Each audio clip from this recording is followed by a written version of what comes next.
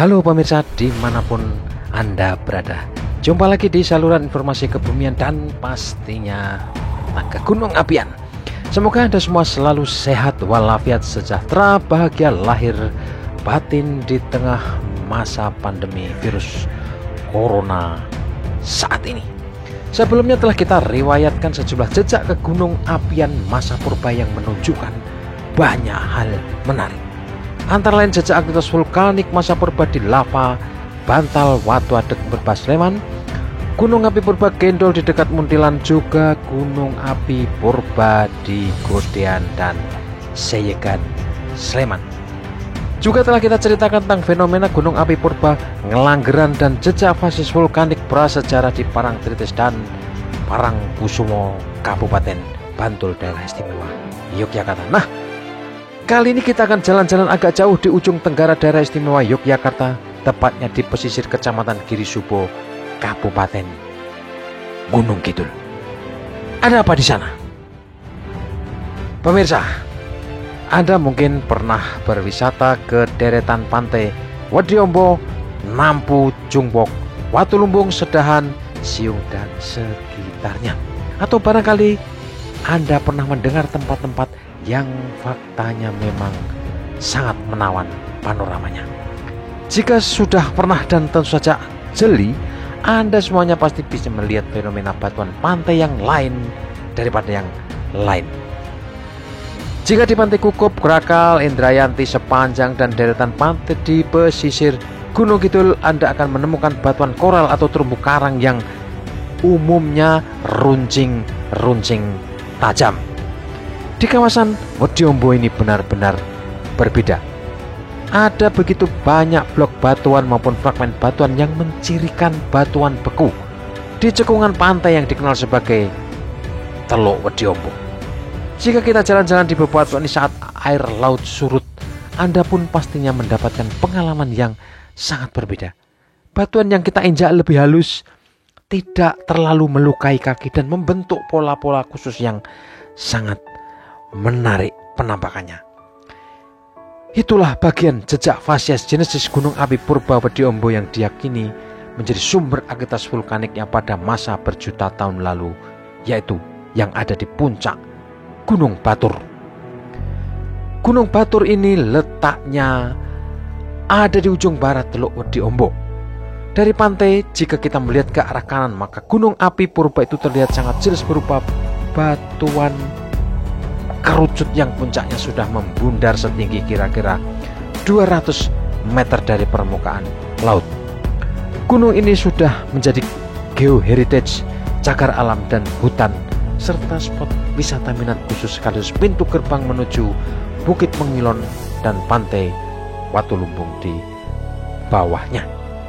Saya sekarang ada di jalur menuju ke puncak Gunung Batur di kawasan wisata Wediombo di sampingnya. Nah, di belakang saya bisa dilihat di sana itu adalah bagian tubuh gunung berapi purba. Batuan andesitnya besar dan ini masif rock, batu yang masif, tidak berupa serpih-serpih batu utuh. Tetapi sebagai proses pembekuan magma akan terlihat jejaknya di sini. Nanti akan kita ikuti. Saya dipandu oleh Pak Ngali itu di sana. Oke, guys, kita naik.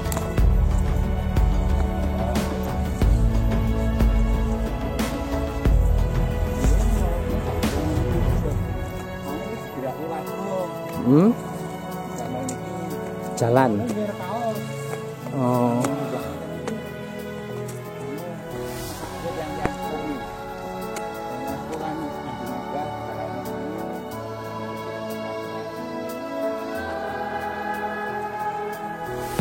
Lokasinya dari Jalan Raya Jepitu Wediombo, jika Anda sudah sampai di kawasan wisata ini, hingga pintu gerbang pendakian mudah dicapai.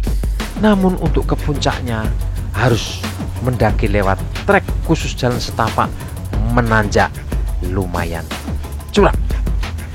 Nah, Fakta dan bukti Gunung Batur ini adalah gunung api purba bisa dilihat sejak memasuki trek pendakian.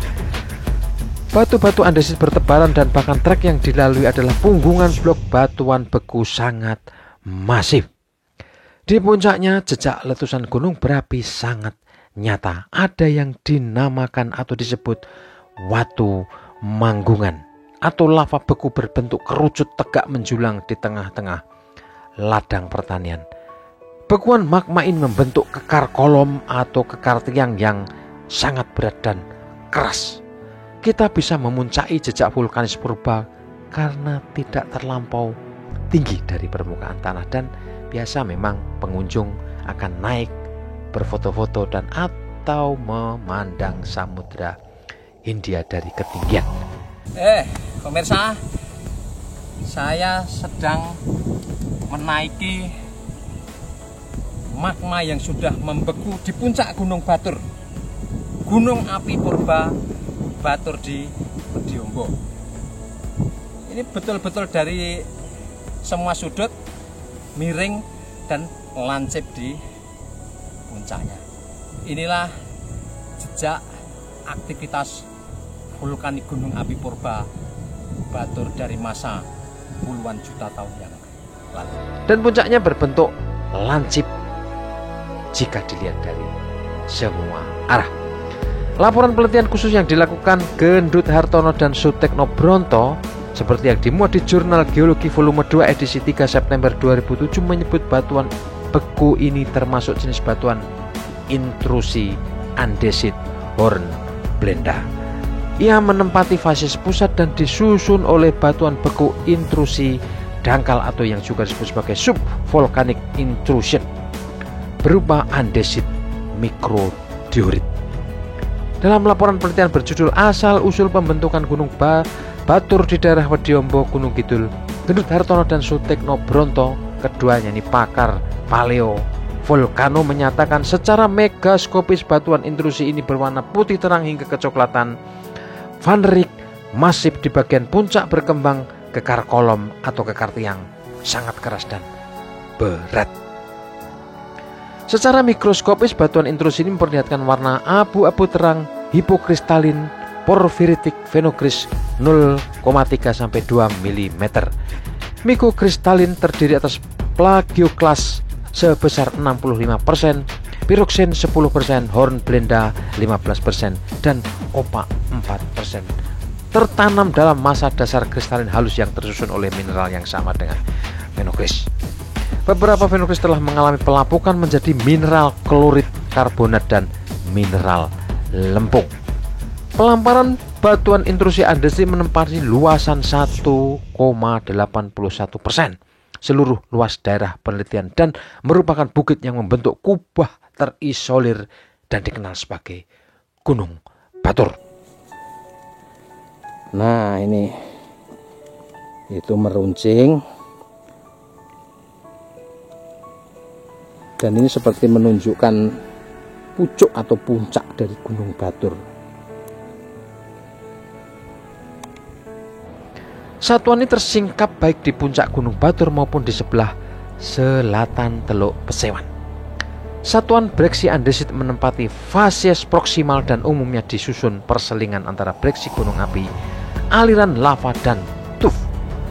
Secara stratigrafi atau perlapisannya, kawasan Wediombo umumnya disusun oleh batuan formasi Wuni Pasitan dan formasi Wonosari Punung. Penelitian geologi permukaan di lapangan menunjukkan adanya 4 satuan batuan, sedang penamaannya mengacu pada sandi stratigrafi Indonesia disusun oleh Martojoyo dan Juhaini pada 1996. 3 satuan batuan gunung api yaitu lava, breksi, dan intrusi membentuk kuluk gunung api dan 1 satuan batuan karbonat. Satuan lava andesit piroksen menempati fases proksimal dan disusun oleh batuan beku ekstrusi lelehan berupa aliran lava. Secara megaskopis aliran lava mempunyai ciri warna abu-abu agak cerah, tekstur hipokristalin, porfiritik, struktur masif, vesikuler halus sedang, kekar lembar, amigdaloidal kalsit, kuarsa dan oksida besi. dan permukaan membereksi atau membongkah. Komposisi Phenocryst pyroxene 3%, alkali feldspar 2%, dan tampak mineral logam produk alterasi pirit. Secara mikroskopis memperlihatkan warna abu-abu kecoklatan, tekstur hipokristalin, porfiritik vesikular, amigdaloidal, Phenocryst paglioclase sebesar 55%, pyroxene 15%, hornblenda 12%, dan opak 2%, yang tertanam dalam massa dasar avanitik yang tersusun oleh mineral yang sama dengan Phenocryst. Beberapa Phenocryst telah mengalami pelapukan menjadi mineral klorid karbonat dan mineral lempung seperti dijelaskan di depan. Satuan ini tersingkap baik di Pantai Siong, Pantai Pesewan, Pantai Wediombo, dan Pantai Jungwok di bagian timur. Dan luasannya lumayan lebar, hampir atau kira-kira mencapai radius 2 km ke kiri dan ke kanan serta ke sebelah utara. Kalau ke selatan ini masuk ke Samudra Indonesia. Pemirsa, itulah fakta-fakta awal keberadaan gunung api purba Batur di Wediombo. Seperti suasana visualnya bisa disaksikan di video-video konten ini. Gunung api ini diperkirakan muncul dan terbentuk sejak masa Miosin Tengah di rentang masa antara 23 juta hingga 5 juta tahun lalu. Lantas, bagaimana cerita sejarah terbentuknya gunung api purba ini di Wediombo ini? Bagaimana struktur geologi, hubungannya dengan kemunculan gunung api purba di Pacitan, Wonogiri, Batur Agung, Langgeran, hingga Parangtritis? Kita akan lanjutkan ceritanya di konten berikutnya. Ikuti terus saluran atau channel ini, simak kisah-kisah serunya yang semoga bermanfaat untuk Anda dan kita semua. Salam lestari bumi kita. Dadah. Sampai jumpa di